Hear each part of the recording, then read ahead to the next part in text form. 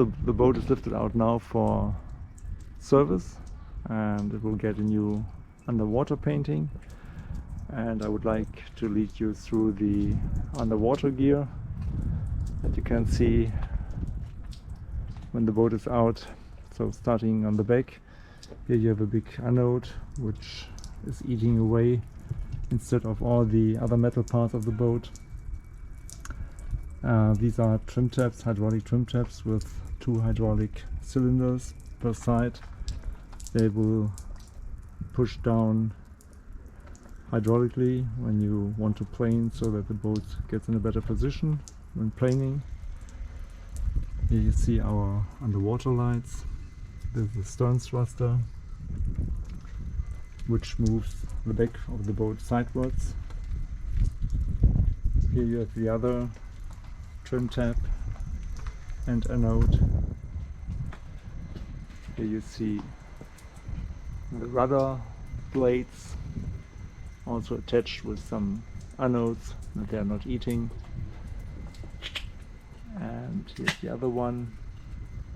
As also you see the propellers, which have been balanced last year. And these stems are to stabilize the shaft, which is coming out here. Also, this is an anode to protect the shaft from being eaten. Even all these parts are stainless steel parts, besides the propellers, which are made from bronze. Everything would eat as soon as you put shore power on the boat. So to protect these metals from being eaten, you put these anodes, which are made out of zinc, and they will be eaten instead of the other metal parts. Going further forward, you see, for example, here the water intakes of the engines. We have one on each side.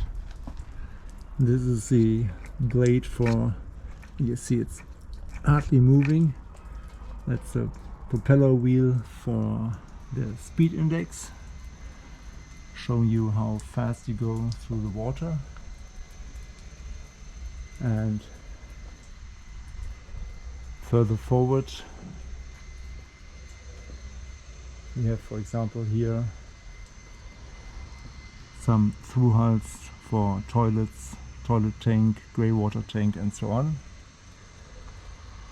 And here in front you see the bow thruster, which is moving the front of the boat sidewards to, for example, dock the boat and for maneuvering in close corners. So this was a short overview about the underwater gear and underwater installations of a motor yacht. Thank you for watching.